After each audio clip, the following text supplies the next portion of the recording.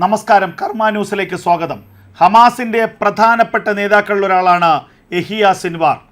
ഗാസയിൽ തമ്പടിച്ചുകൊണ്ട് ഹമാസിന്റെ എല്ലാ പ്രവർത്തനങ്ങളെയും ഏകോപിപ്പിക്കുന്ന യഹിയ സിൻവാർ കൊല്ലപ്പെട്ടോ എന്നുള്ള ചർച്ചകളാണ് അന്താരാഷ്ട്ര തലത്തിൽ ഇപ്പോൾ നടക്കുന്നത്. ഗാസയുടെ തെക്കൻ മേഖലയായ റഫയുടെ പ്രാന്തപ്രദേശത്താണ് യഹിയ സിൻവാർ കുടുംബസമേതം താമസിച്ചിരുന്നത്. റഫയിലെ പ്രാന്തപ്രദേശത്തുള്ള അഭയാർത്ഥി ക്യാമ്പുകളുടെ മറവിലാണ് ഹമാസിൻ്റെ പ്രധാനപ്പെട്ട തുരങ്ക കേന്ദ്രങ്ങളുള്ളത്, ഭൂഗർഭ അറകളുള്ളത്. ആ ഭൂഗർഭ അറകളിലാണ് യഹിയ സിൻവാർ താമസിച്ചിരുന്നതായുള്ള വിവരങ്ങൾ പുറത്തു വന്നത്. ആ ഭൂഗർഭ തുരങ്കങ്ങളെ ഇസ്രായേൽ സേനയുടെ വ്യോമസേനയുടെ കനത്ത ബോംബാക്രമണത്തിൽ ആ തുരങ്കങ്ങൾ തകർക്കപ്പെട്ടു എന്നുള്ള വിവരങ്ങൾ പുറത്തു വരുന്നു. യഹിയ സിൻവാറിനെ കുറിച്ച് 2 ദിവസങ്ങളായി ഒരു വിവരവുമില്ലെന്നുള്ള സൂചനകളാണ് പുറത്തു വരുന്നത്. അതേസമയം യഹിയ സിൻവാർ സുരക്ഷിതമായുണ്ടെന്നും അത് അതീവ രഹസ്യമാണെന്നും ഹമാസിൻ്റെ ചില വക്താക്കൾ വ്യക്തമാക്കുന്നു. അതേസമയം അമേരിക്കൻ മാധ്യമം നൽകിയ വിവരങ്ങൾ പ്രകാരമാണെങ്കിൽ യഹിയ സിൻവാർ കൊല്ലപ്പെടുകയോ അല്ലെങ്കിൽ ഗുരുതരമായി പരിക്കേൽക്കുകയോ ചെയ്തിട്ടുണ്ട്. അല്ലാത്ത പക്ഷം യഹിയ സിൻവാറിനെ കുറിച്ചുള്ള വിവരങ്ങൾ ഹമാസിന് ഇതിനകം പുറത്തുവിടേണ്ടതാണ്. ഇസ്മായിൽ ഹനിയയ്ക്കൊപ്പം തന്നെ യഹിയ സിൻവാറും ചേർന്നാണ് ഹമാസിനെ ഗാസയിൽ നിയന്ത്രിച്ചിരുന്നത്. ഇസ്മായിൽ ഹനിയ ഹമാസിൻ്റെ രാഷ്ട്രീയ വിഭാഗം മേധാവിയാണെങ്കിൽ യഹിയ സിൻവാർ ഹമാസിൻ്റെ സൈനിക വിഭാഗങ്ങളുടെ മേധാവിയായിരുന്നു.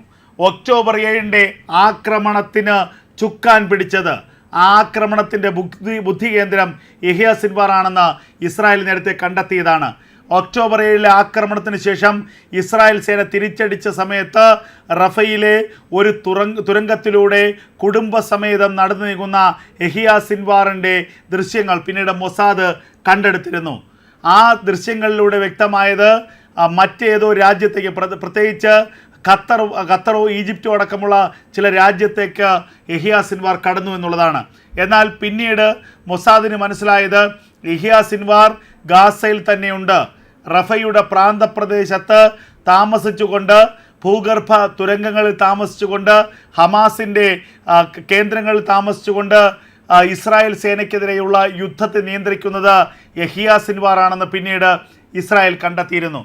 അതിൻ്റെ അടിസ്ഥാനത്തിലാണ് യഹിയ സിൻവാർ അടക്കമുള്ള നേതാക്കന്മാരെ കൊലപ്പെടുത്താനുള്ള വമ്പൻ പദ്ധതിയുമായി ഇസ്രായേൽ സേന മുന്നോട്ട് പോയത്.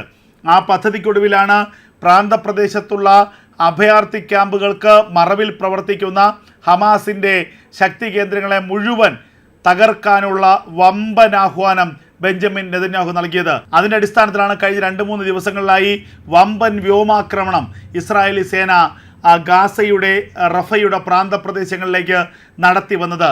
റഫയുടെ 95% പ്രദേശവും ഇസ്രായേലി സേന കീഴടക്കി കഴിഞ്ഞു.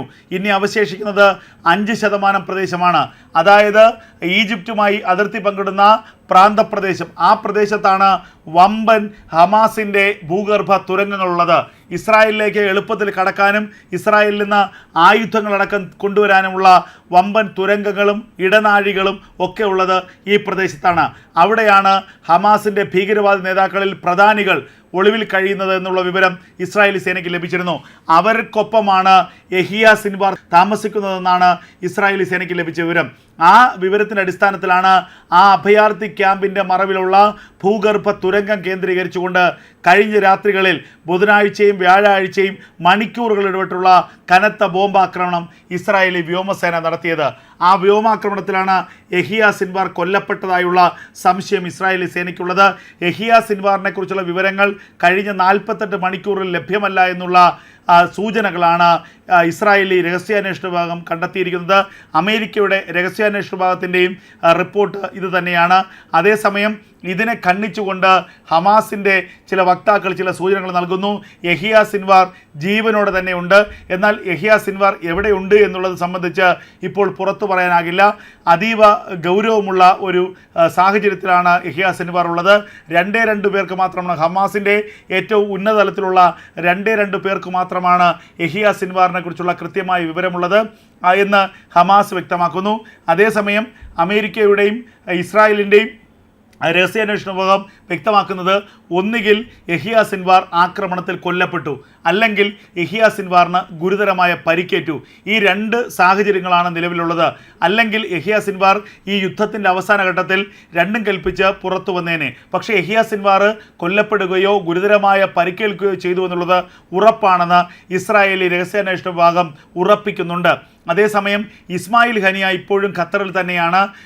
രാഷ്ട്രീയ വിഭാഗം തലവനാണ് ഹമാസിൻ്റെ ഇസ്മായിൽ ഹനിയ അടക്കമുള്ള ഹമാസിൻ്റെ പ്രധാനപ്പെട്ട നേതാക്കളൊക്കെ തന്നെ നേരത്തെ ജീവൻ ഭയന്ന് ഗാസയിൽ നിന്നും ഭയന്നോടി ഖത്തറിൽ രാഷ്ട്രീയ അഭയം പ്രാപിച്ചു കഴിഞ്ഞിരിക്കുന്നു.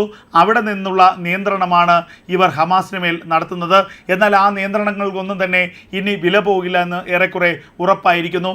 ഗാസയുടെയും റഫയുടെയും പരിപൂർണമായ നിയന്ത്രണം ഇസ്രായേൽ സേന കൈപ്പിടിയിലാക്കിയിരിക്കുന്നു. ഇനി ഏതാനും ചില ചെറിയ പ്രദേശങ്ങളിൽ മാത്രമാണ് ഹമാസിൻ്റെ പ്രതിരോധമുള്ളത്. ആ ഗാസയെയും റഫയെയും മുഴുവൻ പൂർണ്ണമായും വളഞ്ഞിരിക്കുകയാണ് ഇസ്രായേലി സേന. അതുകൊണ്ട് തന്നെ ആയുധങ്ങളോ മറ്റ് വെടിക്കോപ്പുകളോ ഒന്നും തന്നെ ഇനി ഹമാസിന് പുറമേ നിന്നും ലഭ്യമല്ല. ഉള്ള ആയുധങ്ങൾ വെച്ച് പ്രതിരോധിക്കുക എന്നത് മാത്രമാണ് ഹമാസിന് മുന്നിലുള്ള പോംവഴി. അതേസമയം ഇസ്രായേൽ ആകട്ടെ യാതൊരു ദാക്ഷിണ്യവുമില്ലാതെ കനത്ത ആക്രമണമാണ് ഹമാസിൻ്റെ അവശേഷിക്കുന്ന ബറ്റാലിയനുകൾക്ക് മേൽ ചൊരിയുന്നത്.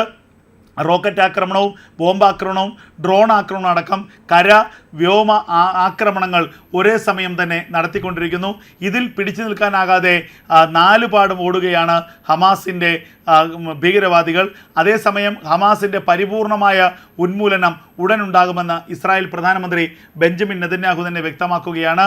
അതേസമയം വെടിനിർത്തലിന് വേണ്ടിയുള്ള ചില ചരടുവലികൾ ഖത്തർ ആസ്ഥാനമായ ഹമാസിൻ്റെ രാഷ്ട്രീയ വിഭാഗം നടത്തുന്നു എന്നുള്ളതാണ് ഏറെ ശ്രദ്ധേയമായ കാര്യം. അവസാന ശ്രമം നിലയ്ക്ക് അവസാന ഹമാസിൻ്റെ ഭീകരനെയും രക്ഷിക്കണമെന്ന നിലയ്ക്ക് ഏത് തരത്തിലുള്ള ഉപാധികളും അംഗീകരിക്കാൻ തയ്യാറാണെന്ന് ഹമാസിൻ്റെ രാഷ്ട്രീയകാര്യ സമിതി ഇപ്പോൾ വ്യക്തമാക്കിയിരിക്കുന്നു. ഖത്തറിനോടാണ് ഇക്കാര്യം ആവശ്യപ്പെട്ടിരിക്കുന്നത്. അമേരിക്കയെ സമ്മർദ്ദത്തിലാക്കിക്കൊണ്ട് ഏത് തരത്തിലെങ്കിലും ഇപ്പോൾ വെടിനിർത്തൽ കരാർ പ്രാബല്യത്തിൽ കൊണ്ടുവരിക എന്നുള്ളതാണ് ഹമാസിന് മുന്നിലുള്ള പ്രധാനപ്പെട്ട വെല്ലുവിളി. അവശേഷിക്കുന്ന ഹമാസിൻ്റെ ഭീകരവാദികളെങ്കിലും രക്ഷിക്കുക. ഇനി വളരെ ചെറിയൊരു പ്രദേശത്ത് മാത്രമാണ് ഹമാസ് അവശേഷിക്കുന്നത്. ബാക്കി ഗാസയുടെ റഫയുടെയും ഒക്കെ ഭൂരിഭാഗം പ്രദേശത്ത് നിന്നും ഹമാസിനെ ഇസ്രായേലി സേന തുടച്ചു നീക്കിക്കഴിഞ്ഞിരിക്കുന്നു. ഹമാസ് എന്ന ഭീകര സംഘടനയുടെ പൂർണ്ണമായ ഉന്മൂലനമാണിപ്പോൾ ഇസ്രായേൽ ആഗ്രഹിക്കുന്നത്. അതിനുള്ള സാഹചര്യമാണിപ്പോൾ നിലനിൽക്കുന്നത്. അത് സാധ്യമല്ലാതാക്കുക എന്നുള്ളതാണ് ഹമാസിന് മുന്നിലുള്ള പ്രധാനപ്പെട്ട വെല്ലുവിളി. എന്തായാലും ഇസ്രായേലിനെ ഏതെങ്കിലും തരത്തിൽ വെടിനിർത്തൽ കരാറിലേക്ക് എത്തിക്കുക എന്ന വമ്പൻ നീക്കത്തിലാണിപ്പോൾ ഹമാസ് ഉള്ളത്. അതിന് ഒരിക്കലും ഒരുക്കമല്ല എന്ന് ഇസ്രായേലും വ്യക്തമാക്കുന്നുണ്ട്. അതേസമയം ഹിസ്ബുള്ളയുടെ ഏറ്റവും പ്രധാനപ്പെട്ട ഒരു ഫീൽഡ് കമാൻഡറെ കൂടി ഇപ്പോൾ ഇസ്രായേലി സേന വധിച്ചിരിക്കുന്നു. മുഹമ്മദ് നിഹാഗാണ് ഇപ്പോൾ കൊല്ലപ്പെട്ടിരിക്കുന്നത്. കഴിഞ്ഞ ദിവസം ഹിസ്ബുള്ളയുടെ ശക്തി കേന്ദ്രങ്ങളിലേക്ക് ലെബനൻ്റെ തെക്കൻ പ്രദേശങ്ങളിലേക്ക് ഇസ്രായേലി സേന നടത്തിയ റോക്കറ്റ് ആക്രമണത്തിലാണ് ഹിസ്ബുള്ളയുടെ ഫീൽഡ് കമാൻഡർ തലവന്മാരിൽ രണ്ടാമനായ മുഹമ്മദ് നിഹാഗ് കൊല്ലപ്പെടുന്നത്. നേരത്തെ ലേ അബ്ദുള്ള എന്നറിയപ്പെടുന്ന ഏറ്റവും പ്രധാനപ്പെട്ട ഹിസ്ബുള്ളയുടെ നേതാവ് ഇസ്രായേൽ ആക്രമണത്തിൽ കൊല്ലപ്പെട്ടിരുന്നു. കഴിഞ്ഞ ഒരു മാസത്തിനിടയിൽ ഇസ്രായേൽ ആക്രമണത്തിൽ കൊല്ലപ്പെടുന്ന മൂന്നാമത്തെ ഹിസ്ബുള്ളയുടെ പ്രധാനപ്പെട്ട തലവന്മാരിൽ ഒരാളാണ് മുഹമ്മദ് നിഹാഗ്. ഫീൽഡ് കമാൻഡർമാരിൽ പ്രധാനിയായിരുന്നു. ഇസ്രായേൽ ആക്രമണത്തിൽ പ്രധാനപ്പെട്ട പങ്കുവഹിച്ച ആളാണ് മുഹമ്മദ് നിഹാഗ്. മുഹമ്മദ് നിഹാഗിനെ റോക്കറ്റ് ആക്രമണത്തിലാണ് ഇസ്രായേലി സേന വധിച്ചത് എന്നുള്ള വിവരം ഇപ്പോൾ ഹിസ്ബുള്ള തന്നെ സമ്മതിക്കുകയാണ്. ഇതിനു പിന്നാലെ നൂറുകണക്കിന് മിസൈലുകളാണ് ഇസ്രായേൽ അതിർത്തികളിലേക്ക് ഹിസ്ബുള്ള പ്രയോഗിച്ചതെന്നാൽ അയൺ ഡോം ഇതിൽ ഭൂരിഭാഗം റോക്കറ്റുകളെയും തകർത്തു എന്നുള്ള വിവരങ്ങളാണ് പുറത്തുവിടുന്നത്. ഇസ്രായേലിലേക്ക് അയച്ച റോക്കറ്റുകളിൽ ചിലത് മാത്രമാണ് ഇസ്രായേലി ഭൂപ്രദേശത്ത് വീണത്. അതിൽ തന്നെ ആളപായമൊന്നുമില്ലെന്നും യാതൊരു തരത്തിലുള്ള നാശനഷ്ടങ്ങളുമില്ലെന്നും ഇസ്രായേലി സേന വ്യക്തമാക്കുന്നുണ്ട്. ഗാസയിലെ ഹമാസിൻ്റെ ഉന്മൂലനത്തിന് ശേഷം ലെബനനിലേക്ക് തിരിയുമെന്നും ലെബനോനിലെ ഹിസ്ബുള്ളയ്ക്കെതിരെയായിരിക്കും അടുത്ത യുദ്ധമെന്നും ഇസ്രായേലി സേന നേരത്തെ വ്യക്തമാക്കിയിരുന്നു. ഇസ്രായേലി പ്രധാനമന്ത്രി ബെഞ്ചമിൻ നെതന്യാഹു തന്നെ ഇക്കാര്യം വ്യക്തമാക്കിയിട്ടുണ്ടായിരുന്നു. ഇതിനിടയിലാണ് ഇപ്പോൾ ഇപ്പോൾ ഹിസ്ബുള്ളയുടെ മൂന്നാമത്തെ പ്രധാനപ്പെട്ട ഫീൽഡ് കമാൻഡറായ മുഹമ്മദ് നിഹാഗ് കൊല്ലപ്പെടുന്നത്. കഴിഞ്ഞ ഒരു മാസത്തിനിടയിൽ ഹിസ്ബുള്ളയുടെ മൂന്നാമത്തെ പ്രധാന സൈനിക മേധാവിയാണ് ഇസ്രായേൽ ആക്രമണത്തിൽ കൊല്ലപ്പെടുന്നത്. ഇതിന് കൃത്യമായ തിരിച്ചടി ഉണ്ടാകുമെന്ന് ഹിസ്ബുള്ള പ്രതികരിച്ചിരിക്കുന്നു. ഹിസ്ബുള്ളയ്ക്ക് പിന്തുണയുമായി ഇറാനും രംഗത്തെത്തിയിരിക്കുന്നു. എന്തായാലും പശ്ചിമേഷ്യയിൽ യുദ്ധം കൂടുതലിടങ്ങളിലേക്ക് വ്യാപിക്കുമെന്നുള്ള ആശങ്കയാണുള്ളത്.